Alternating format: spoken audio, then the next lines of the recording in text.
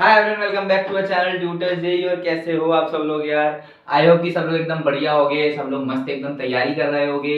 45 days target वाली series को जरूर से आप देख रहे होगे, उसको फॉलो भी कर रहे होगे। जब तक मैं इतना सारा बोल रहा हूँ, डिस्क्रिप्शन में जाकर के आपने टेलीग्राम ग्रुप भी ज्वाइन कर लिया होगा और साथ ही साथ एक काम और कर लिया होगा, फटाफट से इतनी देर में ही चैनल को सब्सक्राइब भी कर दिया होगा, वीडियो को लाइक भी कर दिया होगा।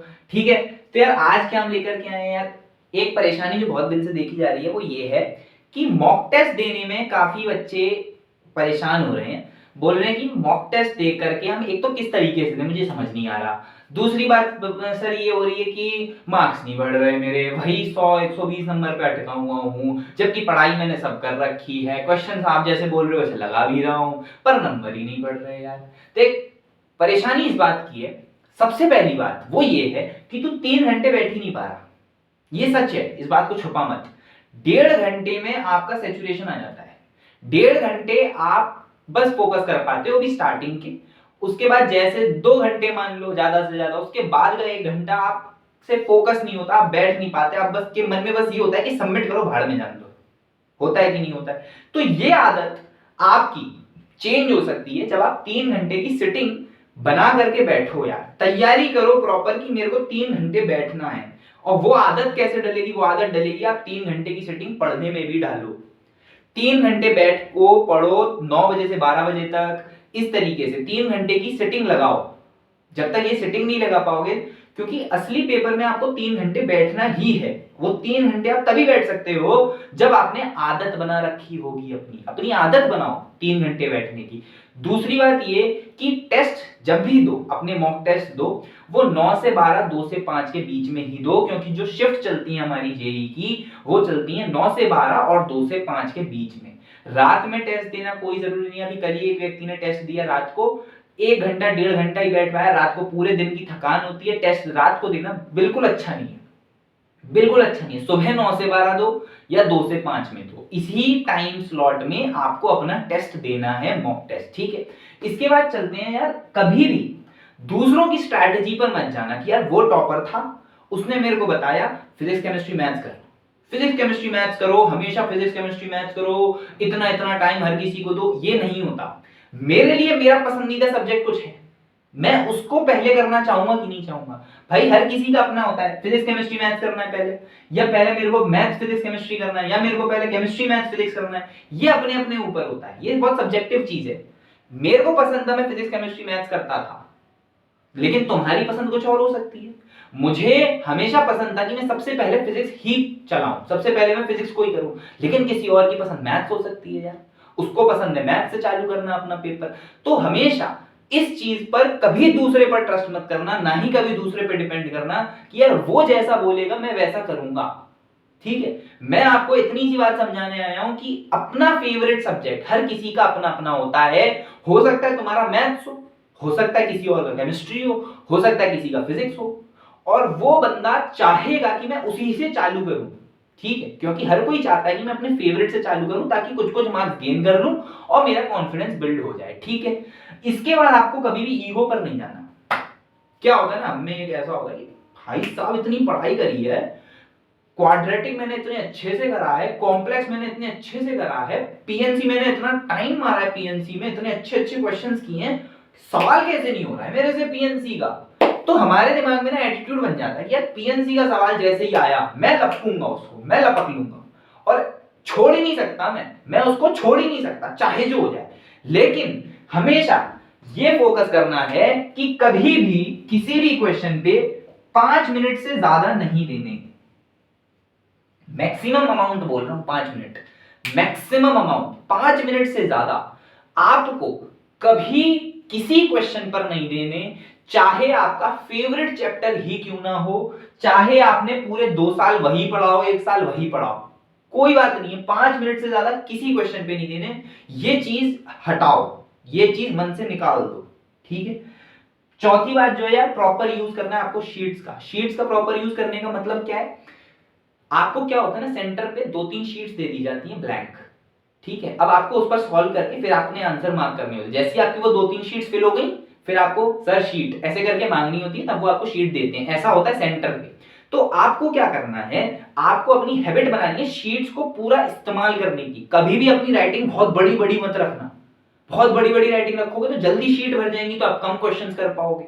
आपको इस तरीके से करना है कि मिनिमम स्पेस पे मैक्सिमम रिजल्ट निकाल सकूं, कम से कम जगह इस्तेमाल करूं और ज्यादा से ज्यादा क्वेश्चन सॉल्व कर सकूं। ठीक है, तरीके से करो, माइंड में क्वेश्चन सॉल्व कर लो, डायरेक्ट कुछ कुछ स्टेप्स स्किप कर दो, है ना, बहुत छोटा छोटा लिखो ताकि कम स्पेस में मैं कोई क्वेश्चन सॉल्व कर लूं, ताकि मुझे कम शीट्स लेनी पड़े।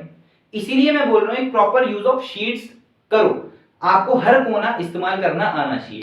ठीक है, उसके बाद अब ये चीज जो है, यानी मैंने एक बहुत ही आइडियल केस माना है कि ऐसा मैक्सिमम केस में होता है जो एनटीए कराता है। इसको मैं आपको समझाता हूं। ये समझने से पहले मैं आपको बता दूं, जो भी व्यक्ति 100 120 नंबर पे फंसा हुआ है वो 156 150 पर आ सकता है, उसको तरीके से एनालाइज करना है।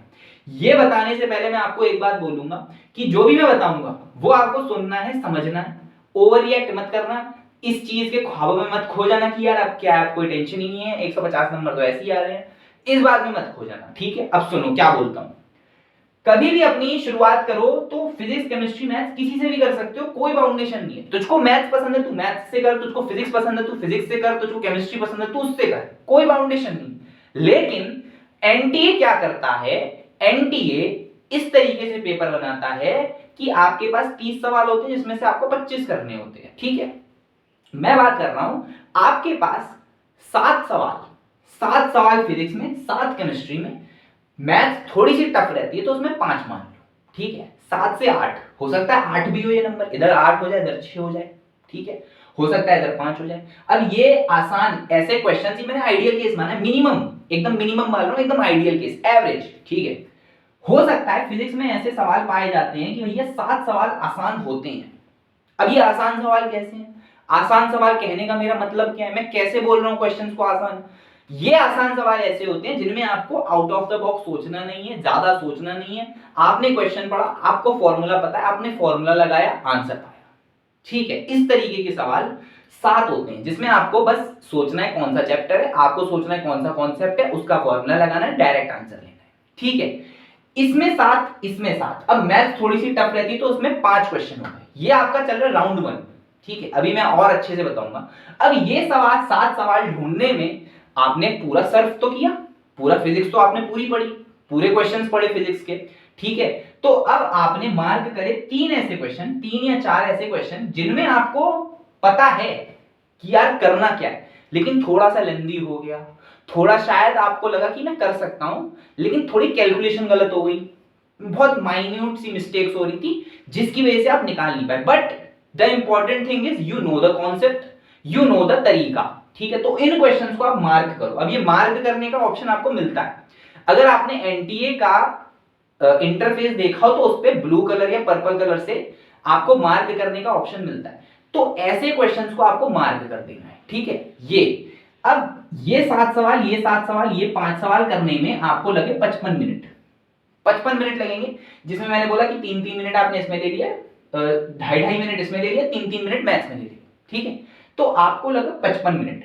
55 मिनट में आपने 19 क्वेश्चन कर लिए, 19 क्वेश्चन कर लिए, मार्क्स की बात अभी मत करो, 19 क्वेश्चन आपने कर लिए। ठीक है, अब जो आपने मार्क करे थे ऐसे क्वेश्चन जो आपको लगे कि शायद मैं कर सकता हूं, थोड़ी सी गलती हो रही है, मैं दोबारा चेक करूंगा तो मैं सही आंसर निकाल दूंगा, तो 3 इसमें, 3 इसमें, 3 इसमें।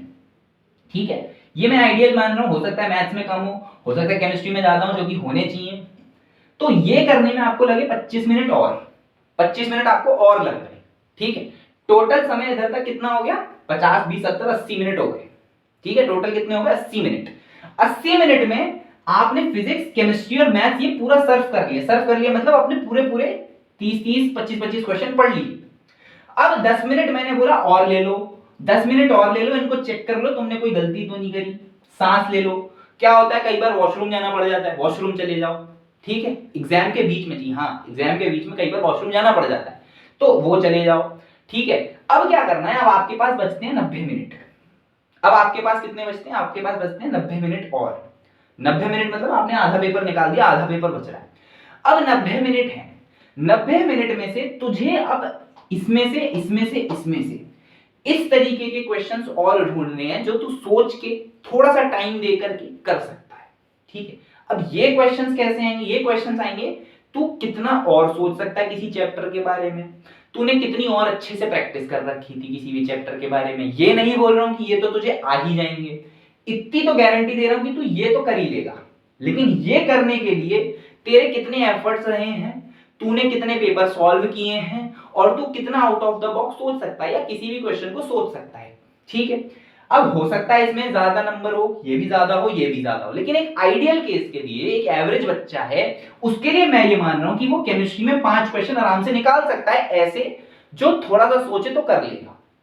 फिजिक्स में 4 निकाल सकता है, मैथ्स में तो निकलेंगे नहीं, तो मान लो 2 ही माने मैंने, 2 से 1 सवाल। इसको करने के लिए तेरे पास पूरे 90 मिनट है, ठीक है, और तूने क्वेश्चन निकाले 11, ठीक है, 11 क्वेश्चन तूने निकाल दिए। एक एवरेज बच्चे की बात कर रहा हूं जो 120 100 से लेकर के 130 नंबर पे अटका हुआ है, वो यहां तक आ सकता है आराम से, मुझे विश्वास है पूरा। ठीक है, अब मार्क्स को देखो, मार्क्स को देखोगे तो यहां से तुमने 76 निकाले, यहां से तुमने 36 निकाले, यहां से तुमने 44 निकाले, जोड़ करोगे तो 156 नंबर आते हैं, 156। अब ये चीज मैं सही बोल रहा हूं गलत बोल रहा हूं ये तुझे कैसे करना है, तू कोई भी प्रीवियस ईयर का पेपर उठा ले, एनटी अभ्यास पे चला जा, वहां से प्रीवियस ईयर का पेपर उठा ले, या जो भी टेस्ट सीरीज जिस भी एग्जाम जिस भी ऐप से तू कर रहा हो उसका पेपर उठा प्रीवियस ईयर, जिसका टेस्ट नहीं देना तुझको क्या करना है, सीधे टेस्ट खोलना है, सबमिट करना है, ताकि तेरे पास पेपर आ जाए। अब और भी अच्छा हो जाएगा अगर वो पेपर तू प्रिंट करा ले तो और भी अच्छा हो जाएगा। अब क्या कर, पढ़, सिर्फ पेपर पढ़, सॉल्व भी नहीं करना, सिर्फ क्वेश्चंस पढ़ने हैं, पेपर पढ़। पेपर पढ़ेगा तो तुझे पता चल जाएगा कि यार अच्छा ये सवाल इजी कैटेगरी में, मेरे लिए ये सवाल इजी कैटेगरी में, ये सवाल डिफिकल्ट कैटेगरी में है, ये सवाल जो है मॉडरेट कैटेगरी में है। ठीक है, ये तुझे पता चल जाएगा क्वेश्चन पढ़ के, वो तू मार्क करना और फिर काउंट करना, ये चीज तुझे लगभग सेम नंबर मिलते हुए देखेंगे, ठीक है। अब होता क्या है, 2 चीजें और होती हैं, एक ऐसी चीज होती है एग्जाम में जो फिजिक्स केमिस्ट्री मैथ्स में से आसान होती है, ठीक है, कंपैरेटिवली मेरे लिए मुझे लग रहा है ये, जैसे मान लो मेरे लिए केमिस्ट्री आसान आई है पेपर में केमिस्ट्री आसान आई है, लेकिन मेरा फेवरेट सब्जेक्ट क्या है, फिजिक्स। अब मेरा फेवरेट है फिजिक्स और आसान पेपर में आई है केमिस्ट्री, तो मैं फेवरेट पर नहीं जाऊंगा, इस बात को याद रखो, मैं फेवरेट पर नहीं जाऊंगा, मैं जाऊंगा केमिस्ट्री पर, क्योंकि एट लास्ट तुमको लेने हैं मार्क्स और तुमको लाने हैं नंबर। ठीक है, तुम आसान पे जाओ और क्वेश्चन सॉल्व करो, वहां से नंबर उठाओ, फेवरेट थोड़ा बाद में जाएंगे, वहां से क्वेश्चन उठाएंगे। ठीक है, फेवरेट आसान दोनों में फर्क समझ लो, इतना ही मुझे बताना था। अगर 120 नंबर आ रहे हैं, 130 नंबर आ रहे हैं, 156 तक आराम से पहुंच सकते हो, ट्राई करो जो मैंने बोला है, एक क्वेश्चन पेपर को प्रिंट करवा के देखो, उसमें चेक करो कि यार मेरी कैटेगरी में कौन सा इजी आ रहा है, कौन सा टफ आ रहा है, कौन सा मॉडरेट आ रहा है, ये चीज चेक कर लोगे, आराम से नंबर बनेंगे। थोड़ा सा पढ़ते रहो, 45 डे टारगेट वाली में बने रहो, पूरे 45 दिन करके देखो, 100% इंप्रूवमेंट मिलेगी। टेलीग्राम चैनल ज्वाइन कर लो, डिस्क्रिप्शन में लिंक मिल जाएगा, और चैनल को सब्सक्राइब कर देना, वीडियो को लाइक कर देना, आगे इस वीडियो को शेयर भी कर देना। मिलते हैं अपनी अगली वीडियो में, थैंक यू।